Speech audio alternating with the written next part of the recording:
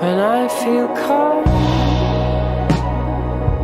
There isn't an iota of doubt that breakup can hurt, and to deal with it is very tough, irrespective of whether you initiated it or you were the rejected partner. Because every time a relationship ends, you lose a person, and when you lose a person, you experience grief. And let me point out something here, that even if you handled a breakup in an unhealthy manner, it's not a character flaw, because grief is a personal experience and it has its own rules and timelines.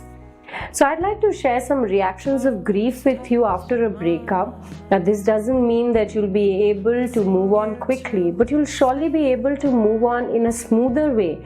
One, because you'll have better understanding of the emotion, and second, you'll be able to process it better. The first stage is you're desperate for answers as to why this happened and how could this happen, and you end up fixating on all those things that your ex told you that contradicted this breakup, and you hold on to it.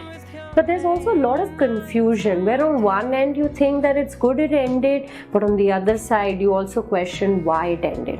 You try and answer all these questions, but because there is no answer and nobody can answer these questions, you go into a stage of denial, where you tell yourself this cannot happen. You refuse to accept the reality that the relationship has ended. You also avoid that painful emotion by distracting yourself and trying not to think about it. You also end up staying in touch with your partner and seeking their advice, talking to them as though nothing happened.